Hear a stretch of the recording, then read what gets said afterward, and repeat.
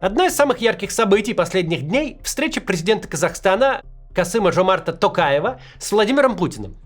Казахстанский лидер прямым текстом призвал Путина заморозить войну и тем самым сохранить российский и украинский генофонд. На реплику Токаева в скором времени ответил Дмитрий Песков.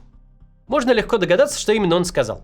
Песков, как и всегда, заявил, прекращение огня, мол, невозможно, пока не будут выполнены условия, изложенные Путиным 14 июня 2024 года на коллегии Министерства иностранных дел. То есть вот эти. Эти условия очень простые. Украинские войска должны быть полностью выведены из Донецкой, Луганской народных республик, Херсонской и Запорожской областей. Причем, обращаю внимание, именно со всей территории этих регионов в пределах их административных границ, которые существовали на момент их вхождения в Украину. Напомню, что это не все требования Путина, названные им 2 года назад. Были и другие. Юридическое признание так называемых новых регионов и Крыма, снятие западных санкций, внеблоковый статус Украины, ее демилитаризация и денацификация. Путин прекрасно понимает, что большинство из этих условий заведомо невыполнимы. Никакая украинская власть не отдаст за просто так главные оборонительные рубежи и густонаселенные территории, которые армия России не в состоянии захватить. Тем более никто не станет, да и не сможет, выписывать целые регионы из украинской конституции. Выдвижение заведомо невыполнимых требований – не что иное, как очередная декларация о желании Путина продолжать войну. Президента в этом его желании поддержал председатель Государственной Думы Вячеслав Володин. Партий много, Родина одна. Россия, Путин, победа. Коллеги, Россия, Путин, победа. Россия, Путин, победа. Россия, Путин, победа. Россия, Путин, победа. Мы обратили внимание на интересный эпизод во время мотивационной речи Володина. Когда все захлопали в ладоши, Вячеслав Дованков стал усиленно делать вид, что поправляет рукава пиджака и запонки. Но ему что-то сказал зампред Госдумы единорос Алексей Гордеев. Видимо, напомнил, что бывает с теми, кто вовремя не хлопает. После чего Дованков все же выдал порцию хлопков, а затем спрятал руки за спину. Так закончилась сессия Госдумы, и парламентарии пошли на встречу с президентом. Посмотрим, что же Путин наговорил депутатам, а за день до этого морякам военно-морского флота. Только прежде чем начнем, как обычно напомню, у нас есть гайд, как обойти блокировки интернета российские. Мы его постоянно обновляем, спонсирует это дело сервис МКарт, выпускающий карты, которые работают за границей и которые при этом можно пополнять криптой или через СБП. Еще у нас рейтинг VPN-сервисов, ссылка на него в гайде. Там вы можете увидеть, у каких сервисов на данный момент затруднения. Обратите внимание на VPN Liberty, он сообщает пользователям о затруднениях заранее, если они у него есть.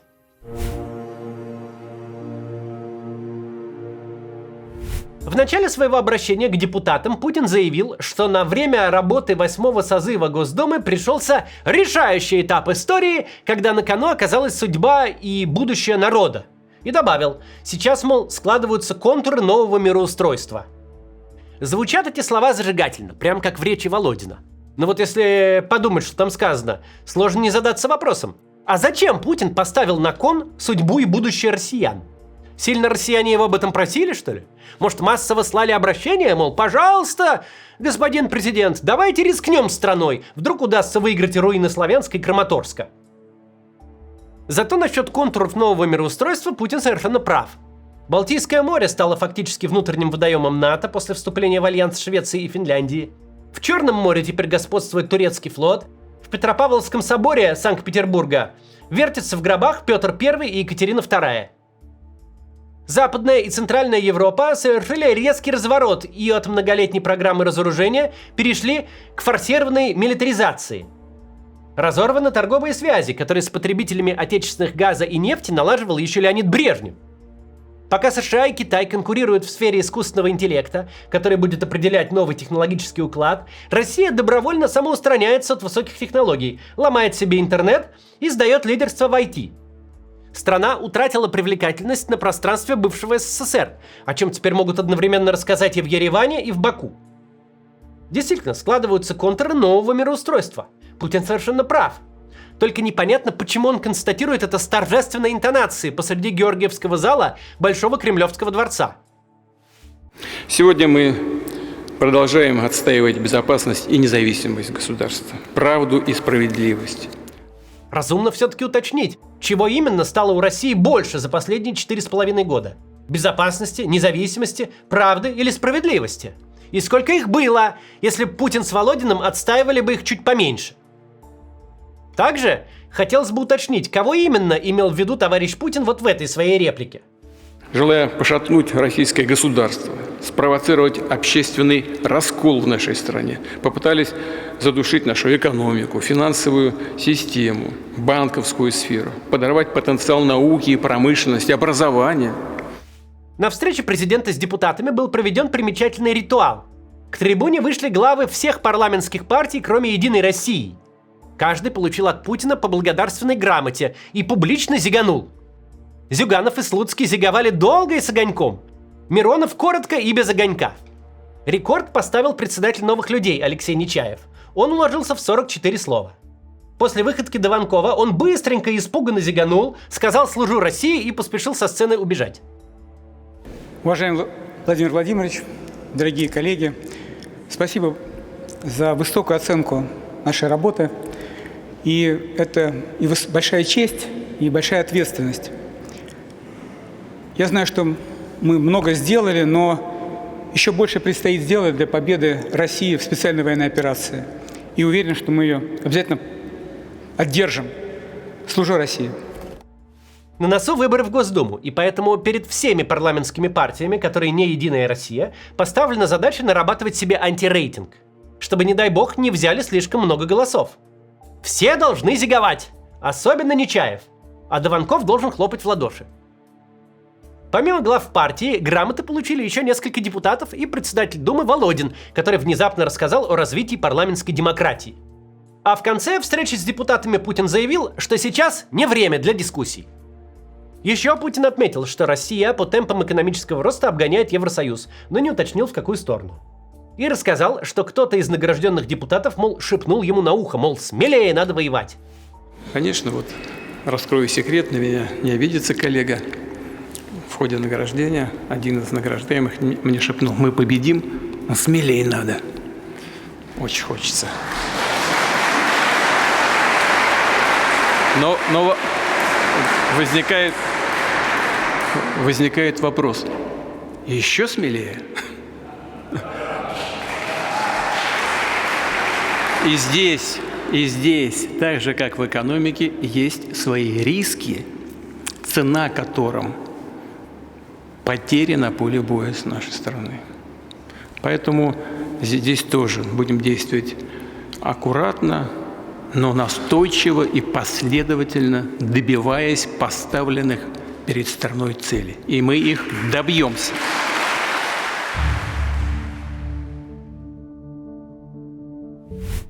За день до рандеву с депутатами Путин провел в родном Петербурге встречу с военнослужащими флота. Характерная деталь. Среди них был морской пехотинец Виталий Сучков, призванный в 22 году по частичной мобилизации. О чем морпех Путину и сообщил. Я был призван в вооруженные силы в сентябре 22 года по мобилизации. Без колебаний я встал на защиту Родины. Нахожусь на линии боевого соприкосновения уже практически 4 года. И за это время, по словам своих командиров, я хорошо освоил новую для себя профессию ракетчика-артиллериста. И сегодня, в день военно-морского флота, в кругу своих братьев по оружию, я хотел бы подписать контракт с Министерством обороны. На протяжении последних лет Кремль осознанно избегал любых упоминаний мобилизации 22 года. Она превратилась в российский Тяньаньмэнь. Типа 21 сентября 22 года в России ничего не произошло. Доходило до абсурда. В 25 году Путин подписал указ, разрешающий уволиться со службы мобилизованным отцам-одиночкам. Новость, казалось бы, позитивная, однако в нарушении закона президентский указ не опубликовал ни один государственный орган. Его слило в сеть лишь частное адвокатское бюро. А причина проста. Система стремилась не напоминать о мобилизованных в принципе. Продолжим после небольшой рекламы. Посмотрите, пожалуйста. Гражданство Израиля окружает множество стереотипов. Например, что репатрианту обязательно придется учить иврит и проживать исключительно в Израиле, где все очень дорого. Но, во-первых, не везде в Израиле дорого, например, в Хайфе значительно дешевле, чем в туристическом Тель-Авиве. При этом доехать до него можно всего за час. Во-вторых, если вы не собираетесь поступать в израильский вуз, то иврит учить не обязательно. Никто вас не заставит, а 10-я часть населения и вовсе говорит по-русски. В-третьих, проживать в Израиле репатрианты не должны. Можно путешествовать или переехать в другую страну. Израильский паспорт вам с этим только поможет. С ним можно въезжать без визы более чем в 160 стран мира. А еще намного проще получить визу США. Забирать же паспорт из-за того, что вы в стране не живете, никто не станет. Таких прецедентов не было. При этом, чтобы получить право на гражданство Израиля, достаточно доказать, что у вас среди родителей, дедушек или бабушек есть хотя бы один еврей. Статистически такое вполне вероятно. На территории СССР проживало много евреев, и многие из-за преследований сменили фамилии на русские. Поэтому, если у вас есть сомнения, есть смысл корни проверить. Репатриация – это самый надежный способ получить гражданство другой страны. С этим вам поможет компания ИКЦ. Она сопровождает получение гражданства Израиля от и до. Ее специалисты проверят ваши корни по архивным документам разных стран. С ними вы пройдете консульскую проверку с первого раза. Вас даже сопроводят в Израиле на получение паспорта. ИКЦ также может помочь с открытием счета, с оформлением в больничной кассе Израиля, с получением прав и отсрочки от армии, если она вам понадобится. Репатриироваться можно и самостоятельно, но с ИКЦ это быстрее и проще. Тем более, что в договоре будут прописаны гарантии, что вы получите израильский паспорт. Ссылку на компанию я оставил в описании. Спасибо, что смотрите рекламу. Продолжаем. Прежде система стремилась не напоминать о мобилизованных. Но вот на день ВМФ Путин вдруг решил напомнить и даже разрекламировать мобилизацию как что-то хорошее. Он заявил, что мобилизация – это способ найти себя и перестать жить серую и незаметную жизнь.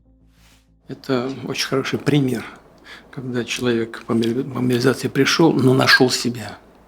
И вообще, вы знаете, я вот когда смотрю на то, что происходит с вами, встречаюсь с такими ребятами, как вы, знаете, какая мысль приходит? Люди, которые жили очень скромной жизнью, были абсолютно незаметными и ну так, свою, там, исполняли свой долг на какой-то службе, на государственной, да даже и на военной. А сейчас многие ощущают себя по-другому. Да? Потому что понимают, что выполняют важнейшую функцию по защите государства. Вот ведь благодать.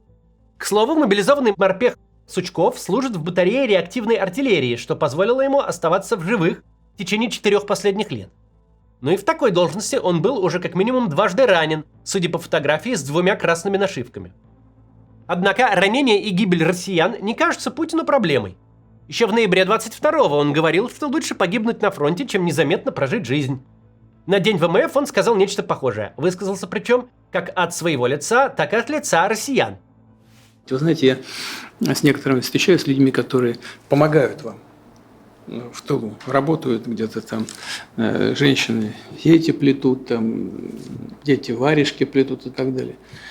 Люди делают это от чистого сердца. Вот несколько раз я услышал удивительные слова. Вот СВО закончится, чем мы будем заниматься? То есть они настолько увлеклись этим, понимаете, настолько с душой это делают и чувствуют свою причастность к большому, огромному, нужному для России делу, что у них чувство тревоги возникает, а мы будем востребованы так же, как сейчас. Это важно. Общий смысл обеих встреч и с депутатами, и с моряками один. Мы будем воевать. Воевать, мол, интересно, все просят Путина не останавливать движуху. На день ВМФ Путин снова принялся вещать про Ленина, Сталина и землю Франца Иосифа вдруг. Это, напомню, российский архипелаг в Северном Ледовитом океане. Казалось бы, при чем тут он вообще? Но еще в 2017 году Путин с возмущением заметил, что некие иностранные экскурсоводы, которые прежде привозили туристов на землю Франца Иосифа, говорили им не то, что следует. Напомню, я вот был на земле француз, вот там несколько лет назад экскурсоводы, когда водили группы иностранные экскурсоводы, говорили, вот это острова, которые совсем недавно принадлежали России. Они как-то подзабыли, что это вообще российские острова, но теперь мы им напомнили, все там в порядке. Вот про это тоже забывать нельзя. Откуда Путин это взял, непонятно. Весь архипелаг – большая режимная территория. На нее попадают в среднем 1000 туристов в год. И все происходит под строгим российским контролем.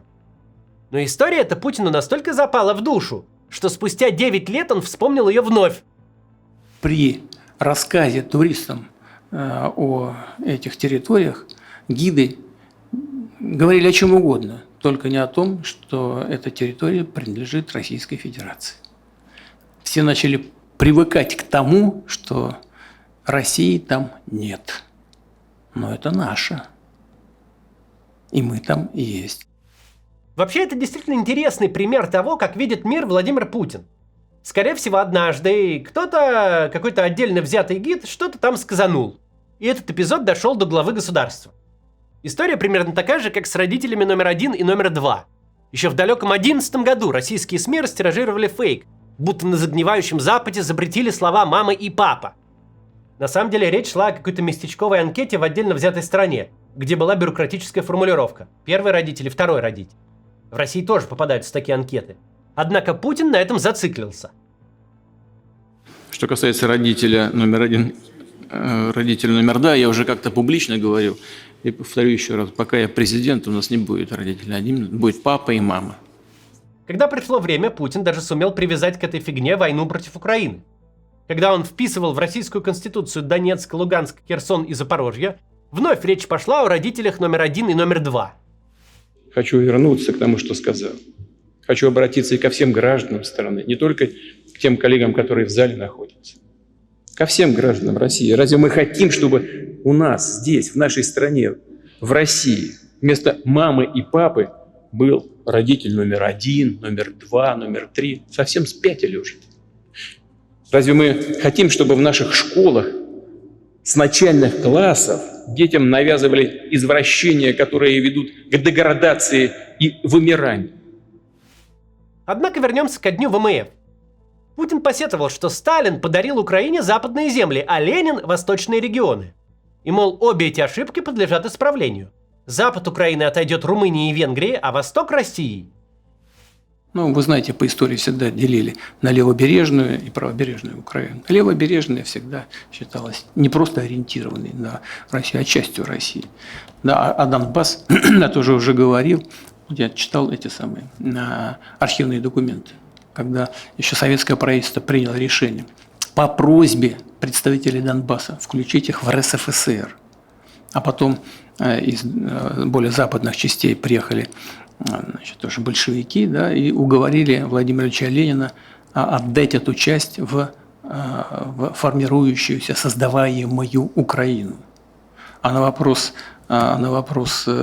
представителей Донбасса, ну как же так, мы же договорились, что Донбасс должен быть с матушкой России, Владимир Ильич ответил, ну мы же решили, они сказали. Ответ был такой, надо перерешать. Вот перерешали. Теперь вот нам с вами приходится значит, все вернуть в нормальное русло историческое. Нормальное историческое русло Путин видит так. Вот был в составе Украины город с старинным русским названием Бахмут. Жили там 70 тысяч русскоговорящих людей. Каждый четвертый называл себя русским по национальности. Сейчас там никто не живет, и не осталось буквально ни одного целого здания. Зато безлюдные руины переименованы в Артемовск, в честь товарища Артема, близкого сподвижника Владимира Ленина. Таким образом, Путин исправил ленинские ошибки. А кто не понимает этой славной логики, тот иноагент. Путин много говорил об украинских националистах, но не упомянул, каким именно образом война повлияла на популярность националистов в Украине. До 22 года их рейтинги были ниже электорального барьера. И что же, благодаря Путину они стали еще меньше? Путин также посетовал на незавидное положение русского языка в соседней стране, но никак не коснулся собственной роли в его судьбе. Какова, например, популярность русского языка в Бахмуте с тех пор, как он стал Артемовском? Ответ на этот вопрос есть у бойца Ахмата с позывным «Учитель», который снимает в Бахмуте-Артемовске ролики для своего видеоблога. Улица имени Льва Толстого. Тут жил. Здесь вообще улица все расколошматила. Просто все. Тут какой-то остался 126-й дом. Вот. Путин рассказал морякам историю, как в некоем неназванном городе Донбасса, подконтрольном на тот момент Украине, украинский танкист на почве национальной ненависти убил местного жителя. Может быть, какая-то такая похожая история и могла случиться. В условиях большой войны, когда миллионные армии абсорбируют людей из всех слоев общества, насильственные преступления происходят сплошь и рядом. Чтобы никто и никого не убивал, логично было бы войну не начинать. Тем более не уничтожать весь Донбасс из-за того, что танкист убил местного жителя там. Однако логика у Путина иная. У него война сама генерирует новые поводы, чтобы ее продолжать. Если в ходе и в результате войны в Украине растут националистические русофобские настроения, вытесняется из общественной жизни русский язык, сносят какие-то памятники и происходят какие-то преступления, тем лучше для Путина. Еще больше поводов воевать. А он не скрывает, что воевать он хочет. Ведь стабильность – это скука и застой. Хочется движухи. В каком-то смысле все сказанное Путиным в последние дни и можно считать заочным ответом президенту Казахстана Токаеву. Никакой заморозки, воюем, пока воюется. И даже если для этого понадобится новая мобилизация, не беда. Еще сотни тысяч российских граждан наконец найдут себя. Если их после этого не найдут родные и близкие, так все одно лучше, чем от водки или в ДТП. К тому же у всякого российского ребенка, потерявшего на войне отца, точно уже не будет родителя номер 1 или номер 2. До завтра. Вы знаете, что мне вот в голову приходит? Я уже как-то упоминал об этом. Вот у нас в ДТП погибает примерно 30 тысяч человек. От алкоголя примерно столько же. И вот бывает, к сожалению, так жизнь складывается. Жизнь сложна и многообразна. Сложнее, чем где-то в бумажках там написано. Вот. Мы же все под Господом, под Аллахом, под Христом, там, я не знаю, все, кто верит в высшие силы, да, это не важно, какой религии он придерживается. Важно то, что мы все смертны, мы все под Господом. И мы когда-нибудь из этого мира все уйдем. Это неизбежно. Вопрос в том, как мы жили. Некоторые ведь живут или не живут непонятно, и как уходят от водки там, или еще от чего-то. Непонятно. А потом ушли, жили и не жили. Тоже не, и незаметно пролистнулось как-то. То ли жил человек, то ли нет. А ваш сын жил. Понимаете? И его цель достигнута. Это значит, что он и из жизни не зря ушел.